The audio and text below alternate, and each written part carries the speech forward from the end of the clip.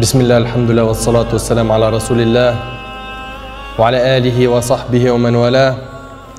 Rabbi shrah li sadri wa yassir li amri wa hlul 'uqdatan min lisani yafqahu qawli. Et j'ai envie de vous raconter une super belle histoire qui a été racontée par un de nos savants contemporains. Wallahi al-azim, qu'elle est très émouvante.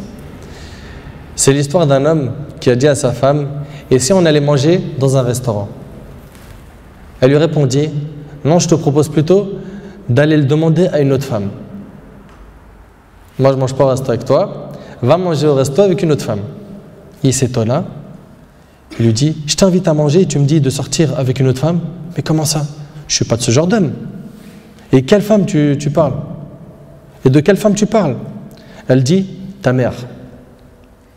Imagine la scène. Ta mère, je renonce aujourd'hui à ton invitation pour que tu invites ta mère. Ça fait longtemps que tu ne l'as pas invitée à manger ou à se promener, sors donc avec ta maman. Il lui a dit qu'Allah te récompense.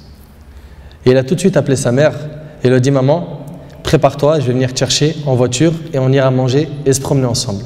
Sa mère ne l'a même pas cru. Sa mère ne l'a pas cru.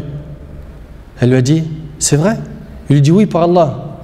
Viens, aujourd'hui, on va manger ensemble. Entre nous, billah alaykum. Qui d'entre vous, parmi les frères mariés, a déjà fait ça avec sa mère? Et effectivement, ils allèrent ensemble au restaurant.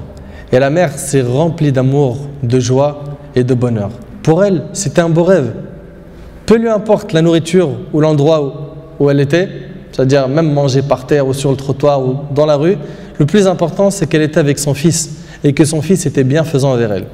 Et qu'il ne l'a pas oublié, qu'il ne l'a pas négligé en s'occupant de sa femme et de ses enfants, et elle passa un jour avec lui qui était l'un des meilleurs jours de sa vie. Elle lui dit au retour, l'homme dit à sa mère au retour: maman, tu es contente? La sortie t'a plu? Elle dit: oui, wallahi, c'était masha'Allah. Elle dit: oui, qu'Allah te récompense. Il répondit: Inch'Allah, je le referai. Elle dit: non, Inch'Allah, la prochaine fois, l'invitation viendra de moi. Il lui dit: Inch'Allah.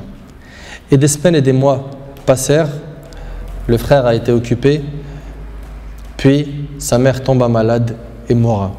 Qu'Allah lui fasse miséricorde. Son fils était très triste.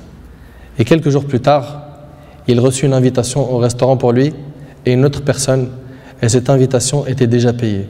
Étonné, il se demanda de qui vient cette invitation déjà payée. Il est parti alors avec son épouse au même endroit où il avait mangé avec sa mère, et là une lettre l'attendait de la part de sa mère. Il y avait écrit: mon cher fils, qu'Allah te récompense, je t'avais promis de t'inviter au même endroit pour manger, mais tu étais souvent occupé. Et maintenant je tiens ma promesse et je t'invite avec ta chère épouse, et je t'invite avec ta chère épouse, qu'Allah vous récompense.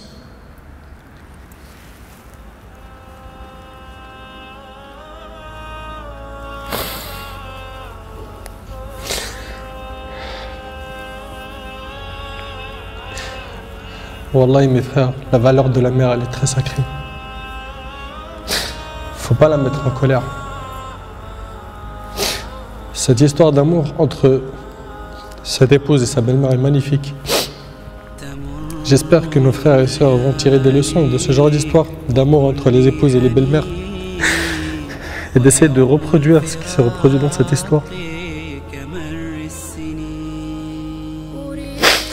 C'est qu'après le décès de la mère qu'on connaît sa valeur. Votre mère, si elle a envie, profitez, embrassez-lui ses pieds. Demandez-lui pardon pour les manquements, pour les mauvais comportements. Vous récolterez le succès, Inch'Allah.